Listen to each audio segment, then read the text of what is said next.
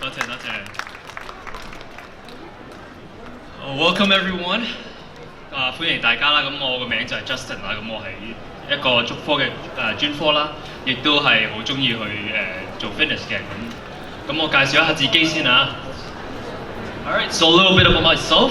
I am a foot specialist, okay, called chiropodist in Ontario. 我係一個註冊咗嘅一個足部專科啦，咁我就有人體動力學嘅背景嘅，咁我中意要做好多運動啦。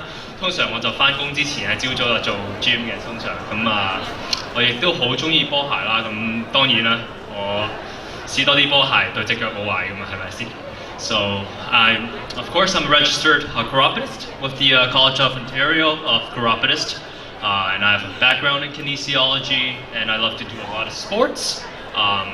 Especially going to the gym in the morning before I go to work.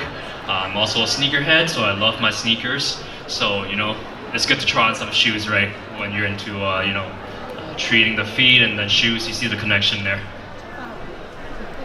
Alright, so a little bit about what we do here. 所以我哋呢啲足部嘅專科可以做到啲咩呢？ We can treat a lot of, disorders relating to the foot and ankle. Of course, I'm going to provide some examples down here for you guys to look at. But if you guys have any questions, of course, let me know. Basically, I treat anything, from skin to bone, muscles, anything related to the foot. That's my specialties. 咁當然我可以做嘅範疇有好多啦。咁係關於足部啦。咁所有腳嘅問題啊、皮膚啊、牙骨啊。肌肉啊，所有關於腳嘅嘢都係我哋可以幫到你嘅。Let's talk about a little bit here. So, such as diabetic foot, very important, right? Wound care, corns and calluses. 咁我可以做到糖尿病嘅足部護理啦。咁非常重要嘅，因為好多糖尿病人都佢哋隻腳係冇咁敏感啦。咁有時候咧踩到啲釘啊，或者踩到啲即係赤腳嘅時候咧受傷。令至到細菌感染啊，有時就好容易就會有出現細菌感染啦，甚至到嚴重到有啲可能會截肢啊咁樣，所以可以好嚴重嘅所以要處理一下傷口處理啦，雞眼啊、枕啊，有時行路都會痛嘅，咁我哋都會幫到你嘅So we also do orthotics, of course custom made orthotics. We'll have some examples over there at the booth. So if you guys have any questions, let me know. 咁我都會做鞋墊呢樣嘢嘅，咁就扁平足啊、高弓足啊，係有少少嘅一啲 example 去做鞋墊嘅一樣嘢啦。但係有其他好多唔同種類嘅疾病咧，鞋墊啊都可能會幫到你嘅。So warts 有啦，咁呢個係一個病毒嘅感染啦，皮膚會傳染嘅。咁 there's ingrown nails as well, very painful, right? 腳趾甲內生啦，咁有時都好痛啦，又會發炎啦。There's fungus and also athlete's foot, 即係香港腳啦、灰甲啦，咁呢啲嘅問題我哋都可以幫到你嘅。Generalized foot pain, right in the heels, forefoot, anywhere in the feet. 足跟啊、前足啊或者足弓痛咧，咁都係可以幫到你哋嘅。好啦 ，So let's talk about a little bit about the foot types, right？ 講少少關於腳型啦，咁大家都可以知道有普通嘅腳型，有扁平足啦，有弓足啦，好常聽見嘅呢樣嘢。咁我哋特別亞洲人啦，扁平足係好常見嘅一樣嘢嚟嘅。So there's 3 generalized foot types. So the normal foot type where it has some medium arches, has flat feet, right, and high arch feet. So for the arch types, it's greatly influenced by genetics, although some of them itself is not a disease, it's not a pathology, but leads to a lot of different problems later on. 咁當然啦，講一講嗰個足弓嗰個位置啦，咁我哋頭先講個扁平足啊、高弓足啊，呢啲係受到我哋遺傳影響好大嘅一部分嚟嘅。咁當然啦，足弓呢樣嘢本身一樣嘢就唔係一個病嚟嘅，即係有扁平足唔係一個病嚟嘅，但係佢會引致到有好多其他嘅問題。咁我哋一陣間稍後都會講一講㗎。You see a picture here is generalized what I said before, the high arch, normal arch, flat feet. It falls into a spectrum, so not exactly has to be the same angle to be classified as one of the following.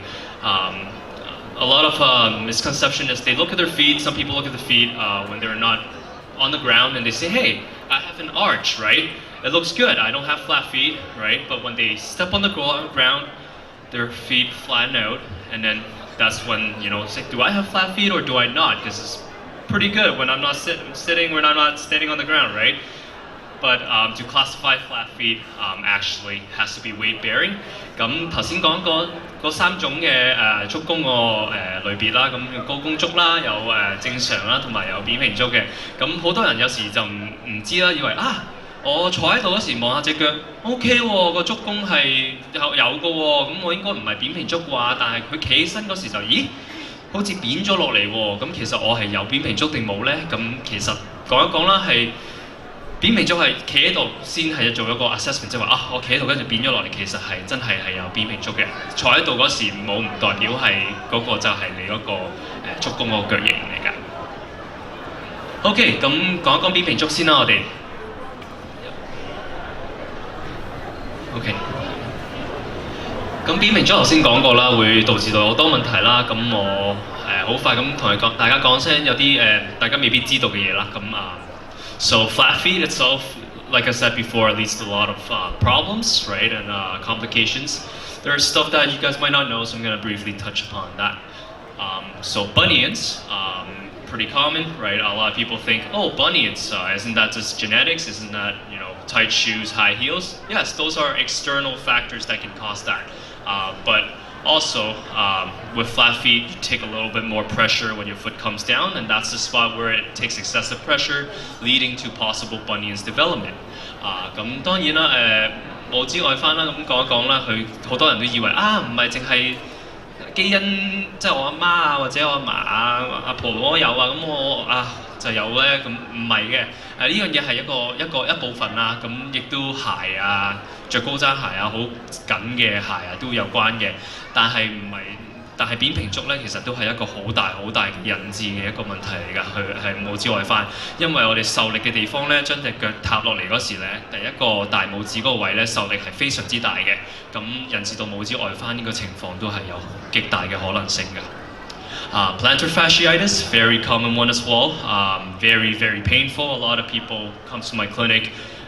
You would notice the symptoms that they tell you is, the first step in the morning or the first few steps when I start walking is very, very painful in the heels and arches. Feels like something is stabbing it.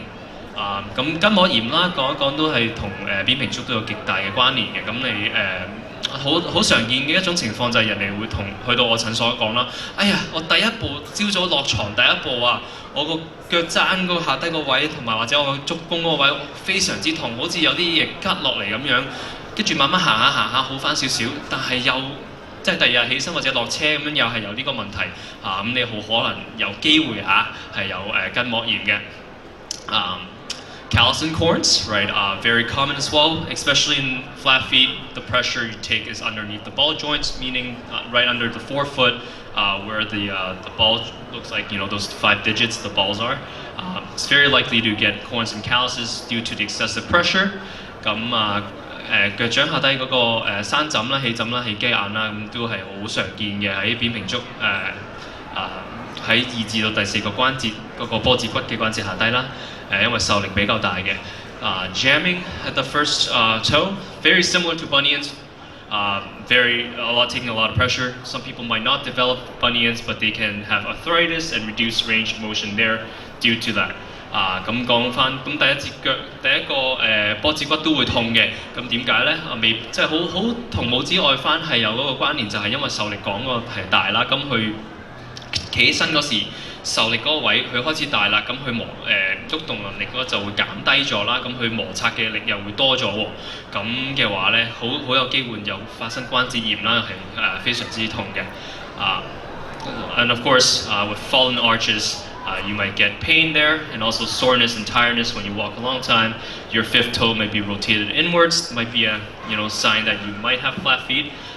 咁足弓痛啦、疲倦啦，或者好酸痛啦，咁好常見啦。行得耐嘅話，特別如果着得唔好嘅鞋啊，或者冇乜 support 冇乜支撐，即係好似鞋墊啊咁樣去幫嘅時候，有啲人會話好攰好痛，唔行得耐啊。同埋第五隻腳趾有時你望一望，咦點解彎咗去裡面㗎？咁其實你可能有時係有扁平足呢個情況去引